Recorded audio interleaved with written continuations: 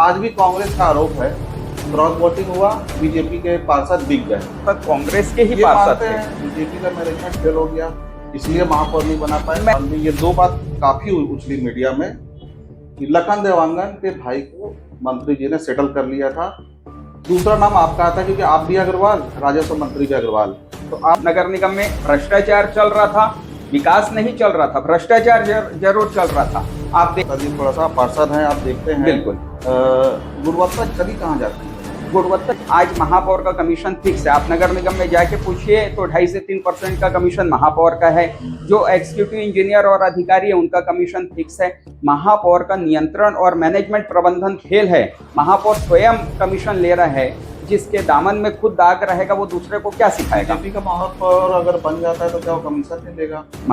राजस्व मंत्री जी का फोन नहीं आ रहा, घर के लड़के हो क्यों ऐसा कर दो। मेरी तो उनसे, मेरे मोबाइल में तो उनका नंबर भी सेव नहीं होगा और शायद उनके मोबाइल में भी मेरा नंबर सेव नहीं होगा। शहर में और मीडिया में चर्चा का विषय है, चौक चौराहा में बात होती है कि सभापति के रिश्तेदार सड़क बनाते हैं और 2 महीने बाद में उसकी बजरी उखड़ जाती है और उस बजरी को लेकर हितानंद अग्रवाल महापौर का घेराव करते हैं, लेकिन नाम लेने से बचते हैं। नहीं, ये एक सवाल, नगर निगम की सत्ता की चाबी किसके हाथ में है? नगर निगम के सत्ता की चाबी राजस्व मंत्री के हाथ में रही है पिछले 4 साल तक। ये बता दीजिए, जैसे ही महापौर का चुनाव हुआ और कुछ महीने बाद ही आपके बीजेपी के एक पार्षद पार्टी छोड़े चले गए, महत्वाकांक्षा हावी हो जा रहा है क्या? चलेगा? बहुत से लोग मौका परस्त रहते हैं विजय भाई। कांग्रेस के भी हैं, लगभग 13-14 पार्षद कांग्रेस के हैं जो संपर्क बनाए हुए हैं और उन्हीं का काम किया। एक चीज बता दीजिए, क्या महापौर बनाने में बीजेपी सफल होती है? उम्मीदवार महापौर की कैंडिडेट ऋतु चौरसिया ही रहेगी या फिर ओबीसी वर्ग को कोई दूसरा भी जा सकता है?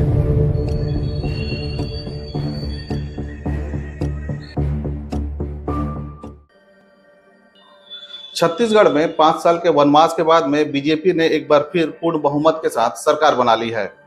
3 दिसंबर को जैसे ही फैसला आया है उसके बाद से प्रदेश में मुख्यमंत्री के चेहरे को लेकर चर्चाओं का दौर जारी है।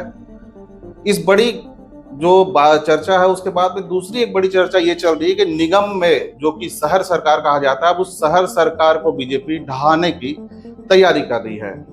पहली जो शुरुआत की गई है राजधानी रायपुर से, एजाज ढेबर वहां महापौर हैं। दूसरी जो सबसे बड़ी सी अगर महापौर की बात की जाए, जो कांग्रेस का गढ़ कहा जाता था, कांग्रेस के गढ़ कोरबा में बीजेपी ने इस बार अपना कमल खिला लिया है। हर बार 1 सीट रहती थी 4 विधानसभा में, इस बार 2 विधानसभा में बीजेपी आई है। और इस बढ़त के साथ में बीजेपी के जो नेता है, नगर निगम की जो शहर सरकार है उससे महापौर को हटाने की रणनीति में जुट गए हैं। हम इस वक्त मौजूद हैं बीजेपी के जो नेता प्रतिपक्ष हैं उनके साथ में। क्या रणनीति रहेगी, किस तरह की उनकी, चूंकि पार्षदों की संख्या जिस तरह से जो निर्वाचित हुए थे वो बीजेपी के ज्यादा थे और करीब 1 सीट से कांग्रेस ने अपना महापौर कोरबा के नगर निगम में बना लिया था। अब चुनाव में करीब शहर सरकार का चुनाव में 1 साल का नेट समय बचा हुआ है और ठीक इस 1 साल पहले अब बीजेपी की प्रदेश में सरकार बनने के बाद में नगर निगम की जो शहर सरकार है उसको गिराने की रणनीति पूरी तरह से तैयार कर ली गई है। हितानंद अग्रवाल जी, आपका स्वागत है न्यूज कट टू कट में। नमस्कार भाई साहब। किस तरह की तैयारी है? सरकार आपकी बन गई प्रदेश में, अब शहर सरकार को गिराने की तैयारी। कोरबा नगर निगम में भ्रष्ट महापौर विराजित हैं, जिसके कारण अवरुद्ध विकास कार्यों को लेके, झूठा जाति प्रमाण पत्र को लेके और लगातार भाजपा पार्षद दल 4 साल तक मुखर रही है। अगस्त 2023 में ही चुनाव के पूर्व ही हम लोगों ने अविश्वास प्रस्ताव ले आया था और जिसके लिए जिलाधीश महोदय को 30 पार्षदों ने हस्ताक्षर करके और पत्र दिया था। मांग किए थे कि जल्दी सदन बुलाई जाए, लेकिन कहीं ना कहीं कांग्रेस सरकार थी राज्य में और राजस्व मंत्री स्थानीय होने के कारण दबाव में और कलेक्टर महोदय ने सदन नहीं बुलाया। हमारे द्वारा दोबारा सितंबर 2023 में स्मरण कराया गया, लेकिन आचार संहिता का बहाना करके उन्होंने उस मामले को लंबित रखा। अब पुनः भारतीय जनता पार्टी उस मामले के लिए कलेक्टर महोदय से मिलेगी और जल्दी सदन बुलाने की मांग करेगी। अमूमन ये देखा जाता है विधानसभा के बाद में राजनीतिक दल जो है लोकसभा चुनाव की तैयारी में रहती है। नगर निगम के चुनाव में भी 1 साल का समय, लेकिन अब उल्टा देखा जा रहा है। क्या कारण है? क्या हाईकमान से आदेश आया है कि शहर सरकार को गिरा के अब अपने महापौर बना लिया जाए? क्या कहेंगे? नहीं, हाईकमान का ऐसा कोई निर्देश नहीं है। जिस प्रकार से क्षेत्र में विकास कार्य होना चाहिए, 14 नगर निगम है छत्तीसगढ़ के अंदर और 14 नगर निगम में हर जगह विकास कार्य रुका हुआ है। और छत्तीसगढ़ सरकार जाने का मुख्य कारण यही रहा कि नगर निगम में बैठी सरकार अपना काम जिम्मेदारी के साथ नहीं कर पाई, जिसका और खामियाजा राज्य सरकार को भी भुगतना पड़ा। कोरबा में राजस्व मंत्री के हार का एक मुख्य कारण ये भी है कि नगर निगम में सरकार जो बैठी है वो राजकिशोर प्रसाद महापौर के रूप में है और जो उनकी कठपुतली बताई जाते हैं और उनके दिशा निर्देश पे ही चलते हैं।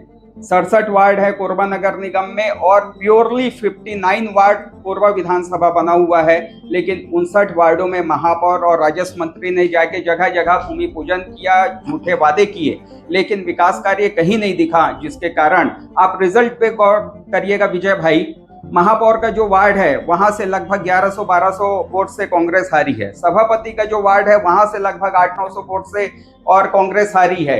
जो जिलाध्यक्ष शहर है चौहान दीदी, सपना चौहान दीदी, उनके वार्ड से और 800-900 वोटों से कांग्रेस हारी है। सुरेंद्र जायसवाल जी के वार्ड से हारी है, संतोष राठौर जी के वार्ड से हारी है। जो नगर निगम को चलाने वाले 4-5 नाम मैंने लिया, उनके वार्ड से ही जनता ने उनको नकार दिया। इससे एक बात बोलूंगा, नगर निगम को चलाने वाले जो 4-5 नाम बोल रहे हैं, तो नगर निगम चल रहा था क्या?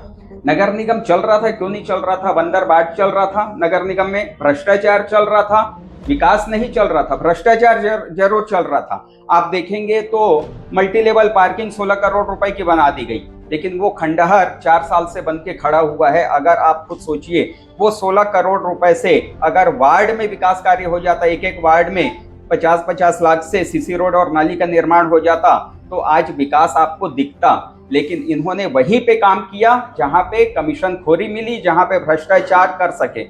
विकास की बात करेंगे, पहले सीटों की बात कर लेते हैं, फ्लैशबैक में चलते हैं। ये बता दीजिए, आप नेता प्रतिपक्ष बने, ओबीसी का सीट था, बिल्कुल। बीजेपी कितने पार्षद निर्वाचित हुए, कांग्रेस से कितने निर्दलीय, ये थोड़ा बताइए आंकड़ा, और कहाँ पिछड़ गए आप लोग महापौर बनाने से? जब निगम का चुनाव हुआ और उसमें जीत के पार्षद आए, हमारा नगर निगम 67 वार्ड है, 67 कॉन्स्टिट्यूएंसी है, जिसमें 31 भाजपा के पार्षद चुन के आए थे, जो भाजपा के जो कमल छाप के सिंबल से चुन के आए। कांग्रेस से 26 चुन के आए, 2 सीपीआई से चुन के आए, 2 जोगी कांग्रेस से चुन के आए, 1 बीएसपी से चुन के आए और 5 निर्दलीय चुन के आए।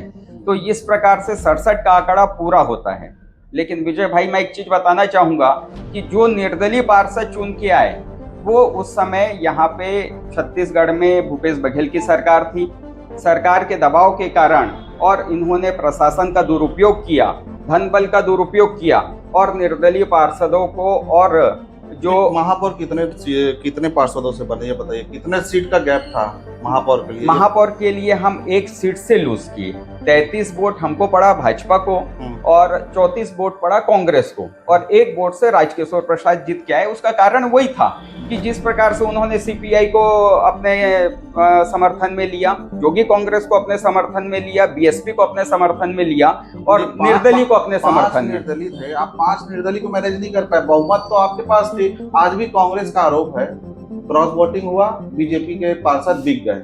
नहीं, क्रॉस वोटिंग नहीं हुआ। मैं इसलिए बताना चाहूंगा क्योंकि 31 भाजपा के पार्षद थे, 31 पूरे भाजपा के पार्षदों ने वोट दिया, 2 हमको निर्दलीय का सपोर्ट मिला। लेकिन जो खुले आम था कि सीपीआई का हमको समर्थन नहीं मिला, उन्होंने कहा कि हमने कांग्रेस को दिया। सीपीआई के 2 सीट थी, 2 सीट थी, 5 निर्दलीय थे, 5 निर्दलीय में 2 निर्दलीय का हमको मिला, 2 निर्दलीय का हमको मिला और 3 निर्दलीय चूंकि कांग्रेस में शामिल हो गए थे।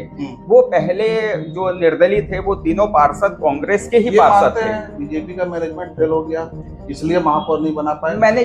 पार्षद अधिक आने के बाद भी आपका मैनेजमेंट, आपकी रणनीति फेल हो गई, राजस्व मंत्री की रणनीति चल गई। क्या राजस्व मंत्री का तो नहीं चला गया, उसमें हमारे जो 31 पार्षद थे, हमने बढ़त जरूर ली, हमने 2 की संख्या बढ़ाई, 2 की संख्या बढ़ा के हमने 31 को 33 किया और हमारे जो 31 भाजपा के पार्षद थे उन्होंने पूरा वोट दिया। क्रॉस वोटिंग नहीं हुई ये हम मानते हैं, क्योंकि इसका साक्ष्य प्रमाण भी हमारे पास है। आप उस समय भी रहे होंगे जब काउंटिंग हो रही थी, तो हमारे 31 पार्षद पूरे एक साथ बैठ के और बस से गए, हम लोगों ने वोट डाला।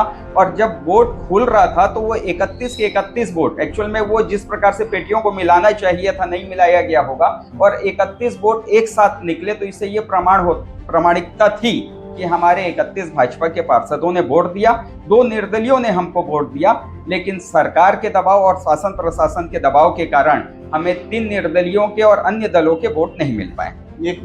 जब महापौर की गिनती चल रही थी और जब महापौर कांग्रेस के बने उस वक्त विधानसभा चुनाव में राजस्व मंत्री के दौरान भी ये 2 बात काफी उछली मीडिया में कि लखन देवांगन के भाई को मंत्री जी ने सेटल कर लिया था।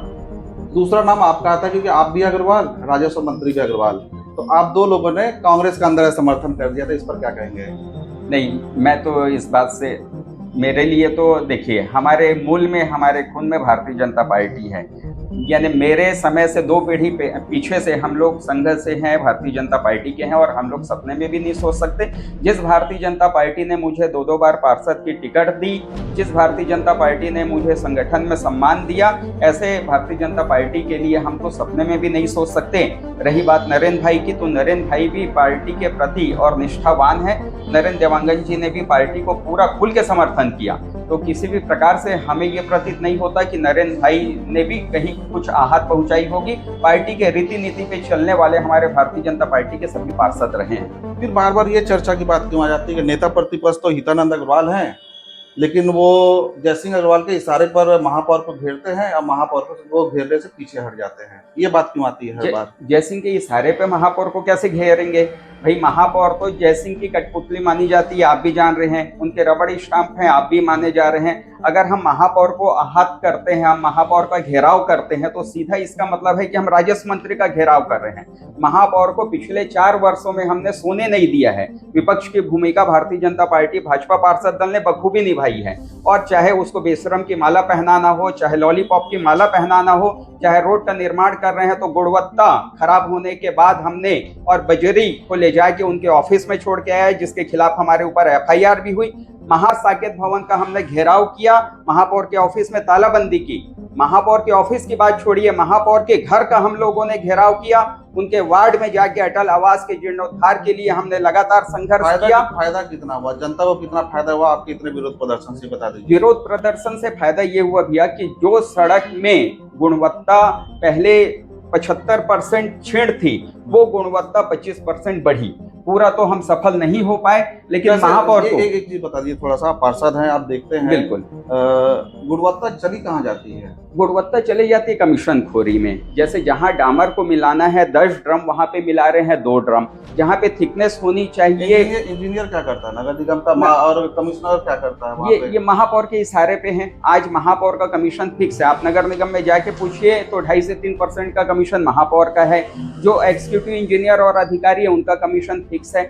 महापौर का नियंत्रण और मैनेजमेंट प्रबंधन खेल है। महापौर स्वयं कमीशन ले रहा है, जिसके दामन में खुद दाग रहेगा वो दूसरे को क्या सिखाएगा? बीजेपी का महापौर अगर बन जाता है तो क्या वो कमीशन नहीं लेगा? महापौर सिस्टम में बहुत सारी जवाबदारियां होती हैं।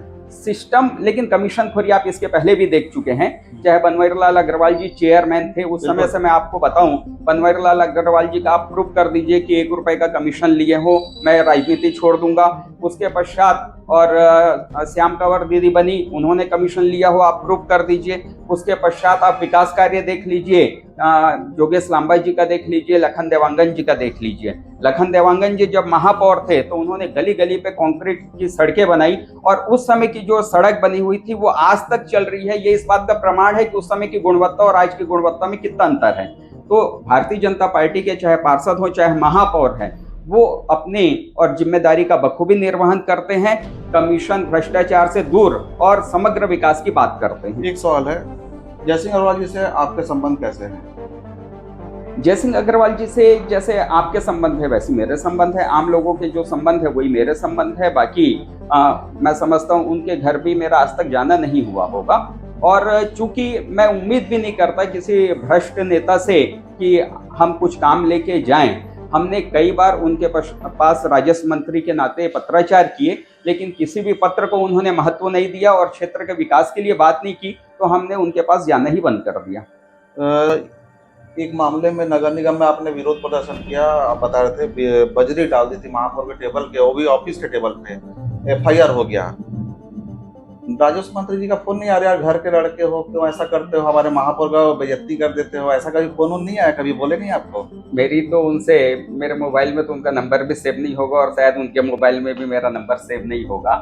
और दूसरा बजरी वाला मामला है, वो DMF के राशि से और रिजदी चौक से लेके कोसाबाड़ी चौक तक और बुधवारी चौक तक 10 करोड़ से सड़क का निर्माण हुआ और रोड बनने के 3 दिन बाद ये भी बता दीजिए निर्माण किसने किया? DMF की राशि थी और निर्माण एजेंसी नगर निगम थी। नहीं, एजेंसी नगर निगम थी, ठेकेदार कौन था? ठेकेदार उसमें नगर निगम के ही ठेकेदार थे, उसमें 2-3 ठेकेदारों का नाम आता है, तो व्यक्तिगत अपन ठेकेदारों पे नहीं जाते हैं, उसमें निगम के अधिकारी। बात क्वालिटी की होती है, बिल्कुल क्वालिटी की, तो जवाबदार ठेकेदार भी होता है, जवाबदार होता है, अधिकारी भी होता है। तो इसको लेकर आप लोग कभी मुख्य रूप से निगम को तो आरोप लगाते हैं, महापौर पे लगाते हैं, लेकिन जो एजेंसी काम करती है, जो गुणवत्ताहीन घटिया काम करती है, उस एजेंसी पे आप उंगली उठाने से क्यों पीछे हटते हैं, ये बता दीजिए।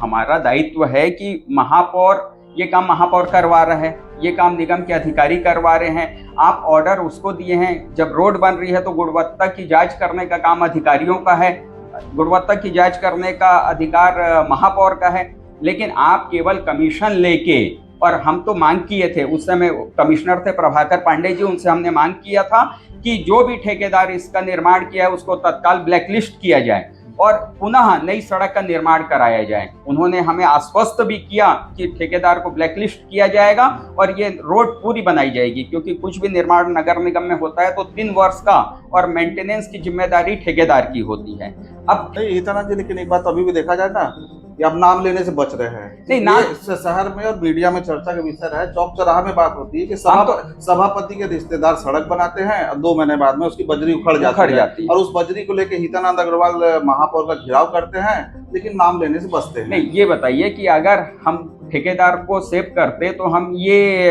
ध्यानाकर्षण क्यों करते? हम वहां पे उक्त स्थान पे जाके और रोड को उखाड़ के और बजरी को वहां पे महापौर के ऑफिस में क्यों डालते? हम कलेक्टर और आयुक्त से क्यों मांग करते कि उक्त ठेकेदार को आप ब्लैक लिस्ट करो, उक्त रोड को आप पुनः नया बनवाओ? हम ये मांग क्यों करते? ब्लैक लिस्ट हुए क्या? ब्लैक लिस्ट नोटिस गई, उनका कहना था, और आयुक्त महोदय ने कहा था कि उसको ब्लैक लिस्ट करेंगे, लेकिन मैं बताया ना, पूरा भ्रष्टाचार से लिप्त है यहाँ पे महापौर और आयुक्त का मामला, जिसके कारण कहीं ना कहीं राजस्व मंत्री के निर्देश पे उनको संरक्षण मिलता है। एक सवाल, नगर निगम की सत्ता की चाबी किसके हाथ में है? नगर निगम के सत्ता की चाबी राजस्व मंत्री के हाथ में रही है पिछले 4 साल तक, और महापौर तो 10 साल से कांग्रेस का ही रहा। इसके पहले 5 साल आपको भी पता है कि महापौर के रूप में कौन बैठा? राजस्व मंत्री जी की धर्मपत्नी रेणु अग्रवाल को महापौर बनाया गया। आज रेणु अग्रवाल जी का हम सम्मान करते हैं, वो एक सादगी महिला और गृहिणी महिला है, लेकिन आपके पास, कांग्रेस के पास क्या नेताओं की कमी थी महिला क्षेत्र में? आज उनके पास भी अच्छी अच्छी महिला नेत्री हैं, आप उनको मौका देते, जिनका अनुभव है उनको मौका देते, जो नगर निगम का प्रबंधन संचालन कर सकते हैं, जो कोरबा का विकास कर सकते हैं, उस महिला को आप मौका देते। लेकिन आपने केवल चाबी अपने हाथ पे रखने के लिए और अपनी धर्मपत्नी को चुनाव लड़वा दिया और महापौर बनवा दिया। ये कोरबा की जनता के साथ अन्याय है, इसके साथ आपके स्वयं की पार्टी के जो नेत्री है उनके साथ अन्याय है। तो ये माना जाए क्या कि अगर सत्ता के, नगर निगम की सत्ता की चाबी अगर एक्चुअल में महापौर राजकिशोर प्रसाद के हाथ में होता तो विकास होता, आप लोग संतुष्ट होते? विकास राजस्व मंत्री अगर उसमें इंटरफेयर नहीं करते, महापौर राजकिशोर प्रसाद किस टाइप का इंटरफेयर होता था? इंटरफेयर की अमुक व्यक्ति को आप ठेका दे दीजिए, अमुक काम को। ठेका तो शायद ऑनलाइन होता है। ऑनलाइन होता है, लेकिन वो भी सब मैनेज होता है, महापौर और अधिकारियों के द्वारा मैनेज किया जाता है और राजस्व मंत्री के इशारे पे ठेका दिया जाता है। जो उनके 5-7 लोग हैं, जो उनके रिश्तेदार हैं, उनको ठेका उपलब्ध कराया जाता है। इसके अलावा गुणवत्ता, पैसे कमाने के लिए कहीं ना कहीं इसमें हिस्सेदारी हो सकती है कि राजस्व मंत्री का भी रहता होगा, जिसके कारण जो गुणवत्ता है और गिरते जा रही है दिन पे दिन, जिसका परिणाम हमको भुगतना पड़ा। और महापौर के हाथ में, अगर स्वयं के हाथ में चाबी रहती, हम तो महापौर जी को कई बार बोले, जितने भी धरने प्रदर्शन किए, हमने कहीं उनको व्यक्तिगत आरोप नहीं लगाए, हम उनको जगाने का काम किए। आज विपक्ष का काम ये रहता है कि ध्यान आकर्षण करना। महापौर जी से हमने कहा कि आप अच्छा काम करिए, आपके अच्छे काम में हम आपके साथ खड़े रहेंगे।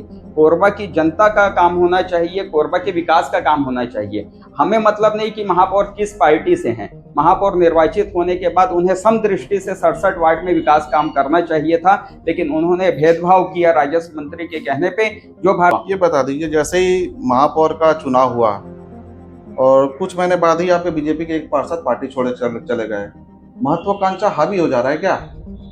उसमें कारण ये था विजय भाई कि जब हमारे विधानसभा चुनाव में एक पार्षद है और साथ छोड़ दिया, अब आपके 29 पार्षद हैं। 29 पार्षद हैं हमारे। जो चुनाव के उपरांत पप्पी भाई हमारे पार्षद थे और उन्होंने कांग्रेस का दामन थामा। उस समय उनके साथ कंडीशन दूसरी थी, दिया गया कहीं ना कहीं उन्हें प्रलोभन भी दिया गया, ऐसा मानते हैं। और उस दबाव और प्रलोभन के चक्कर में और वो चले गए। लेकिन आज भी उनसे आप पूछेंगे तो वो अपने दिल पे हाथ रख के बोलते हैं कि मेरा ये डिसीजन गलत हुआ।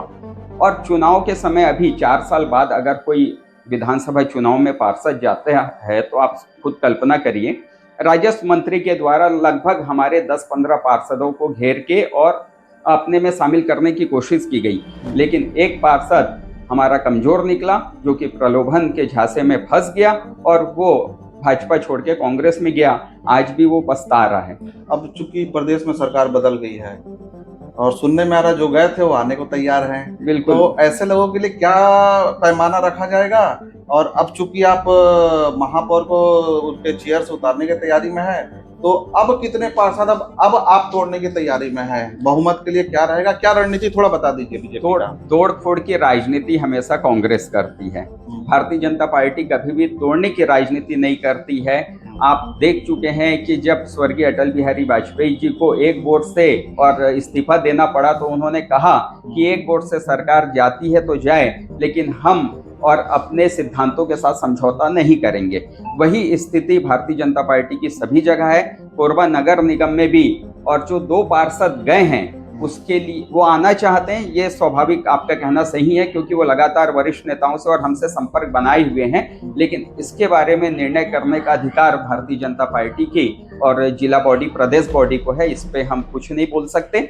और बगैर भारतीय जनता पार्टी में शामिल हुए कांग्रेस के और अन्य दलों के कई पार्षद, 18-19 पार्षद संपर्क में हैं, जो महापौर के निष्क्रियता के कारण, वार्ड के अवरुद्ध विकास के कार्य के कारण परेशान हैं और वह मतदान में महापौर के विरोध में वोट डालेंगे। ये थोड़ा आपका समीकरण समझेंगे। 2/3 मत चाहिए रहता है महापौर को अविश्वास प्रस्ताव लाने के लिए। बिल्कुल। लगभग 45 पार्षद चाहिए।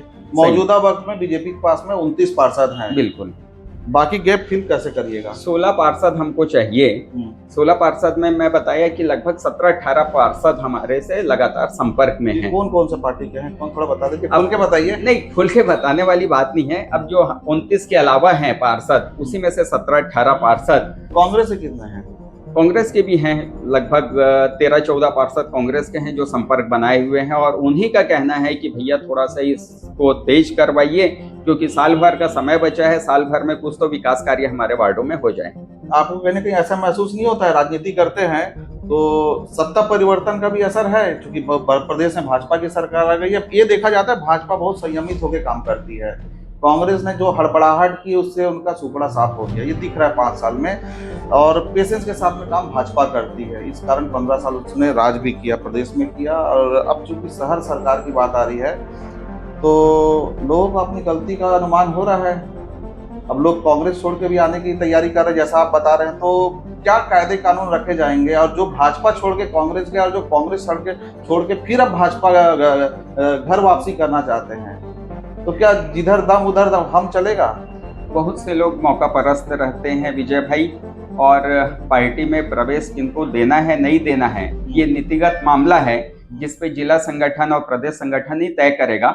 उस पे व्यक्तिगत नेता प्रतिपक्ष के नाते हम कुछ नहीं बोल सकते। लेकिन ये तय है कि मतदान में और 18 से 19 पार्षद महापौर के विरोध में वोट डालने के लिए तैयार खड़े। शहर सरकार क्या महापौर बनाने में बीजेपी सफल होती है? उम्मीदवार महापौर की कैंडिडेट रितु चौरसिया ही रहेगी या फिर ओबीसी वर्ग से कोई दूसरा भी आ सकता है? ओबीसी के लिए आरक्षित है कोरबा महापौर की सीट और इस पे निर्णय करने का अधिकार वही पुनः बताऊंगा कि जिला संगठन और प्रदेश संगठन का है। हमारे यहाँ एक शिष्टाचार, एक रीति नीति है कि पार्टी के बाहर जाके हम कोई निर्णय नहीं ले सकते और ना ही लेना चाहिए। ओबीसी से किसी भी भाई बहन को जिसको पार्टी उचित समझेगी वो आप नेता प्रतिपक्ष हैं, आपका समर्थन क्या रहेगा? क्योंकि रितु चौरसिया भी महापौर को घेरने में जितना आप संघर्ष करते हैं उतना वो भी करती दिखती है। बिल्कुल बिल्कुल, हमारे पूरे 30 के 30 पार्षद, अभी 29 हैं, पूरे पार्षद दल के द्वारा और लगातार आप देखेंगे कोई भी आंदोलन किया गया है, आप उसमें हमारे सभी पार्षदों को साथ में खड़े हम रहते हैं, साथ में आंदोलन करते हैं। व्यक्तिगत ना तो मेरी भूमिका महत्वपूर्ण रहती है, ना ही किसी एक पार्षद की आप बोल सकते हैं। पूरे 29 पार्षदों की बराबर भूमिका रहती है और विपक्ष की भूमिका निभाने में, सत्ता पक्ष को घेरने में, कोरबे के विकास की बात करने के लिए। इसका निर्णय पार्टी लेगी कि महापौर का प्रत्याशी कौन होगा। आखिरी एक सवाल, आपने आरोप बहुत लगाया कांग्रेस ने मनमानी किया, भ्रष्टाचार किया। कांग्रेस के बाद अगर अविश्वास प्रस्ताव में आप लोग कामयाब हो जाते हैं, भाजपा का महापौर बैठ जाता है निगम की सत्ता में, तो ये जो भ्रष्टाचार हुए, जो आप बोल रहे थे कि नोटिस दिया गया, ब्लैकलिस्ट नहीं किया गया, जो मनमानी चली, क्या इस एक साल में इस मनमानी पे कार्रवाई हो पाएगी? बिल्कुल, फिर बीजेपी की मनमानी चलेगी? भाजपा का अगर महापौर बैठता है तो इस 4 सालों में जो भी भ्रष्टाचार हुआ है उसकी जांच कराई जाएगी। दोषी अधिकारी और दोषी ठेकेदार और दोषी शासन में बैठे चाहे महापौर हैं, सबके ऊपर कार्रवाई हो, ये हमारी मांग रहेगी महापौर से। और महापौर भारतीय जनता पार्टी के बैठने के बाद आप देख लीजिएगा कमीशन खोरी का खेल बंद हो जाएगा। आपको लगता है कि जांच 1 साल में हो जाएगा? आज तक कभी ना कोर्ट में जो चलती है केस और आपका जो सरकारी तंत्र में जांच चलता है वो तो 5 साल से चल ही रहा है ना, महापौर का जाति वाला प्रकरण भी।